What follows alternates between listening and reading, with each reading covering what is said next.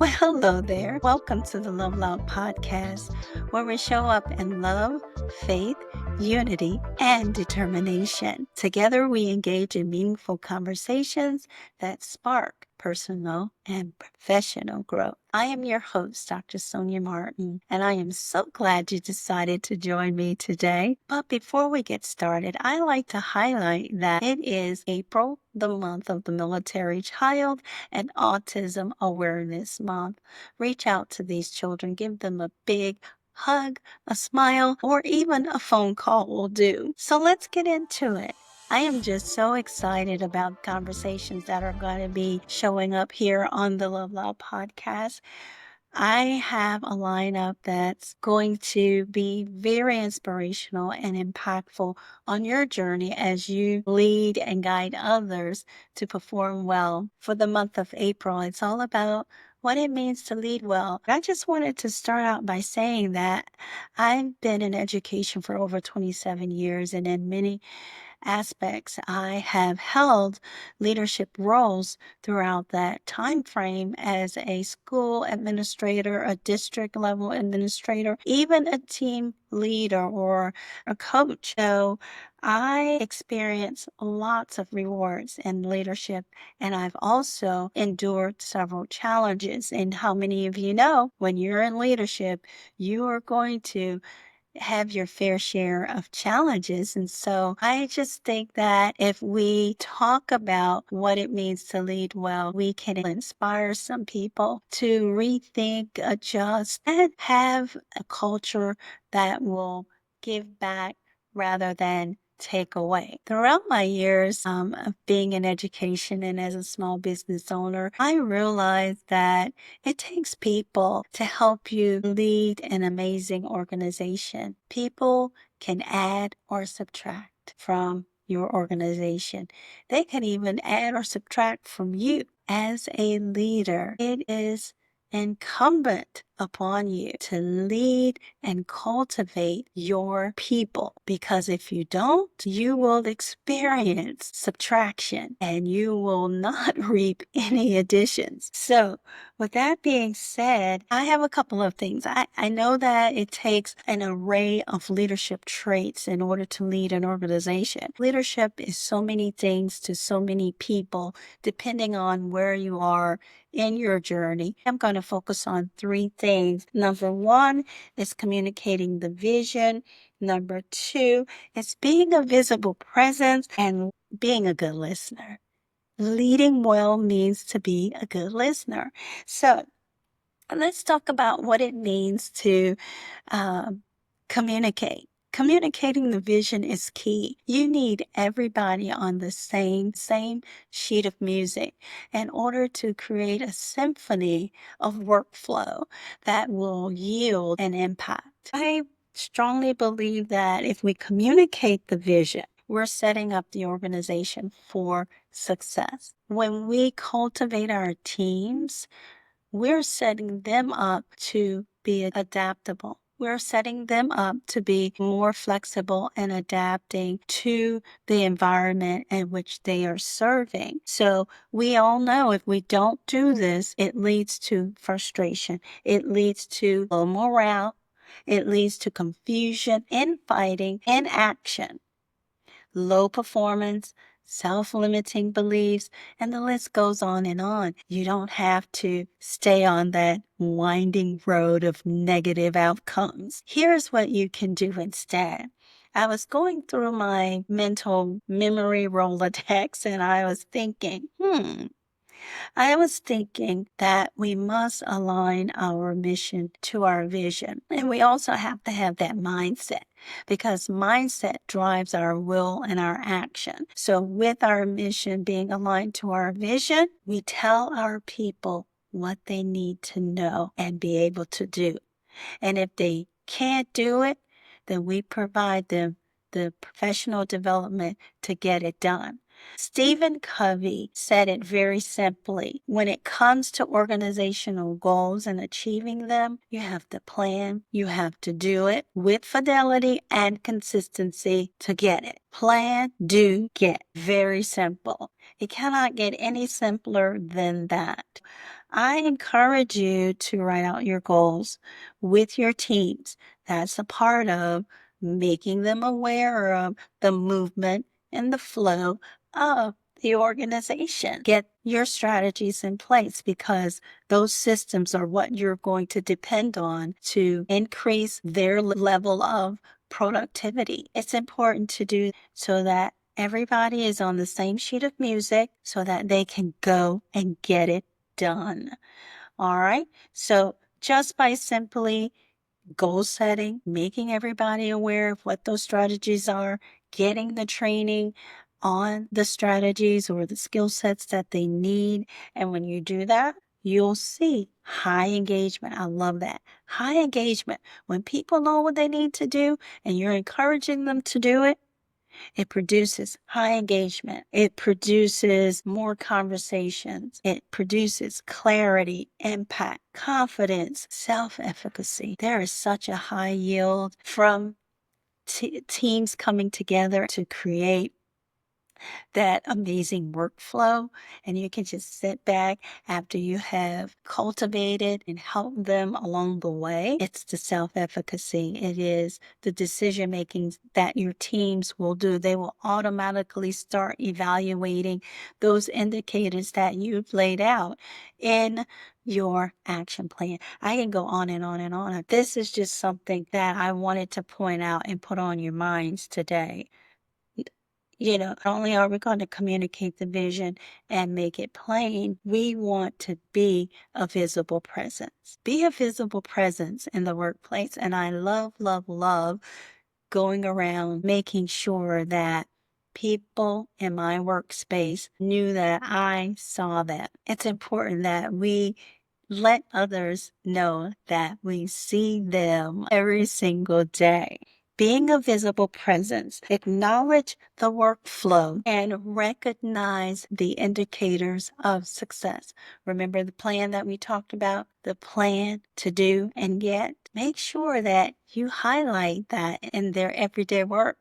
Oh, I noticed that you did step number 1 of the plan. Great job. And guess what? When you start acknowledging what people are doing as a result of going after that mission, going after that vision, you're filling their buckets and they will do exceptionally well.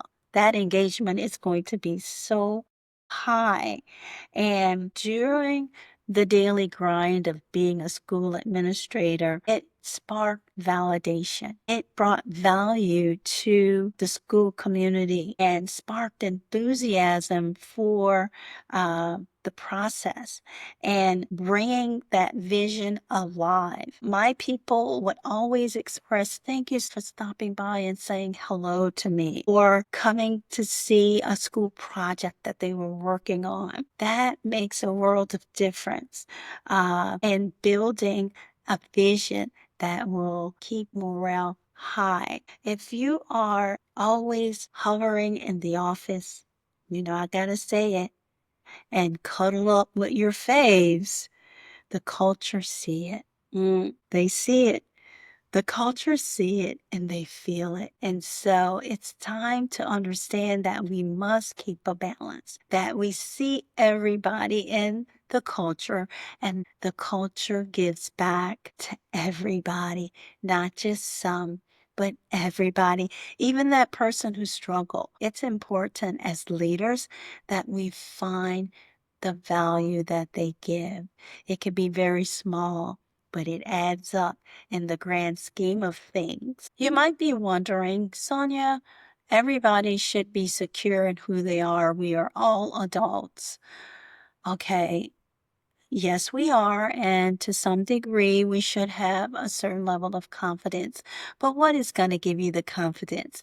When you do the plan, everybody needs feedback to know that they're doing it well. And not only that, it is bringing a sense of belonging to each and every one. So it's important as leaders that we build those relationships and create a sense of belonging for every unique individual who have different gifts and talents to bring to the table. And so it was important for me to highlight that everyone needs a sense of belonging, a feeling of connectedness. Leading well in this area is to identify a system that acknowledges everybody, regardless of their department, if they work very close to you or not. Okay, so here's a little tip.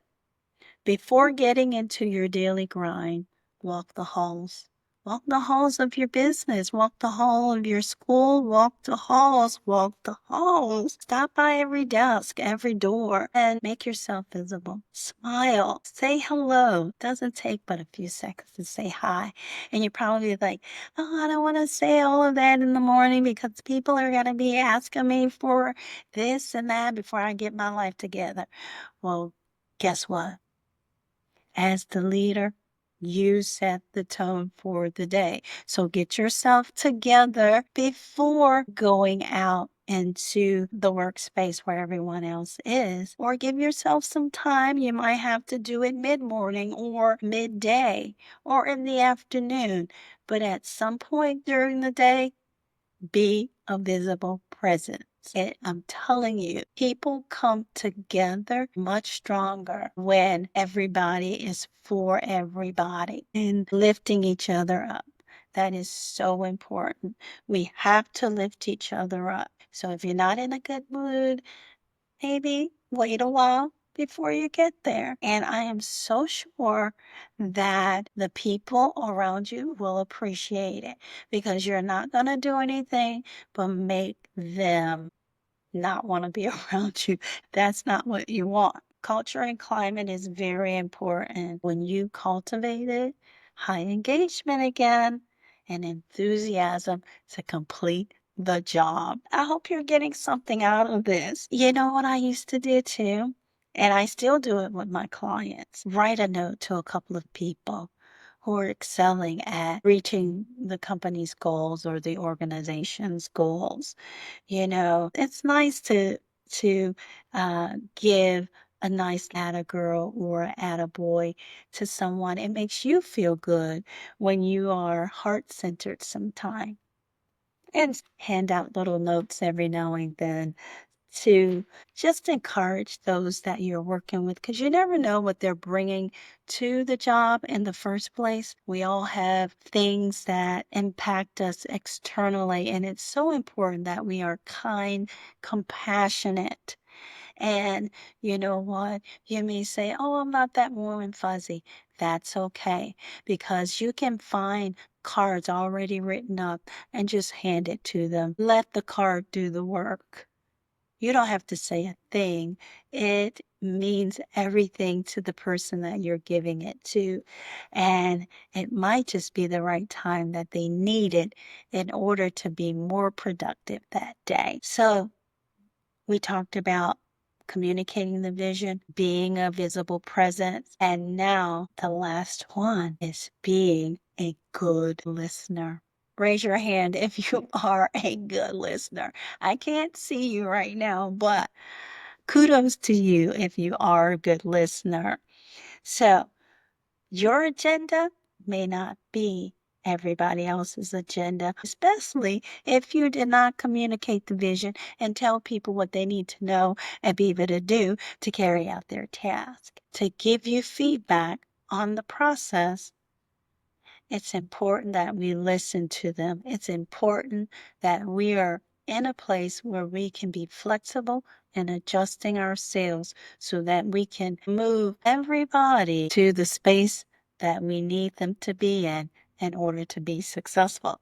And so, if we don't be flexible in our leadership role, it can be very detrimental if we're being inactive listeners.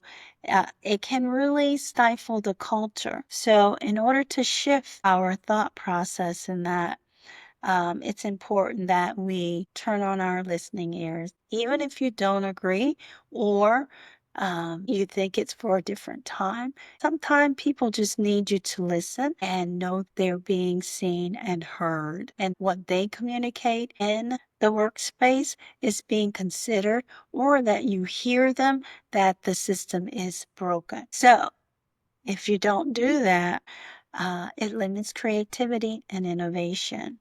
I don't know about you. I want to move in the spirit of excellence in order to make an impact, to make transformation. Have you ever been in a situation where you weren't given the opportunity to speak, or you felt like your contributions were dismissive? If you, as the leader, have dismissive tendencies, and when you want to hear from the people, they're not going to speak. They're not going to be enthusiastic. They are not going to follow your lead. They're going to do the bare minimum. Keep that in mind. If you're keeping your ideas the loudest and the brightest in the room, guess what? It really doesn't matter because your people aren't listening.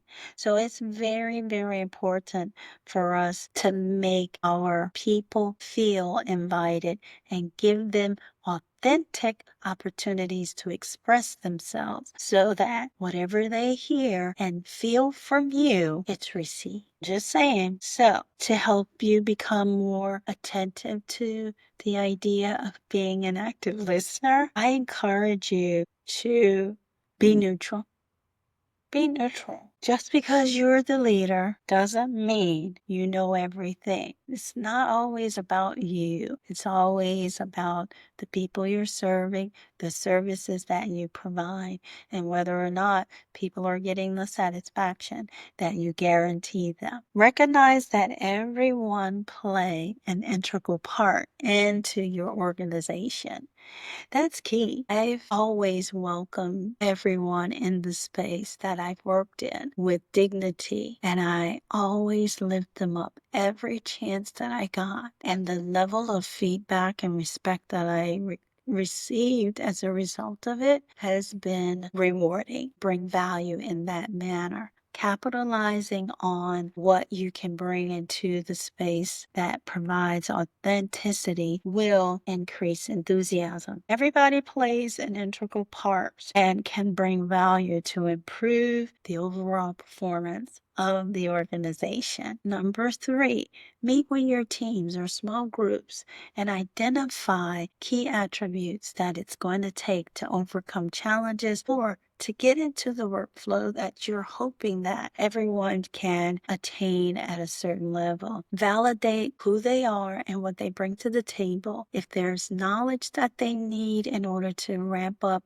their skill set, you want to make sure that you're providing the right experiences, the right coaching, the right training in order for them to build up to the space that you want them to be in, highly engaged and productive. It's important that everybody is well respected in the workspace as we lead. That's it. For me, the first 3 that I'm tackling from my perspective, communicating the vision, letting people know exactly what you want them to know and be able to do, plan, do, and get. We talked about being a good listener. Sometimes it's not all about you. You don't have to have the best and brightest ideas.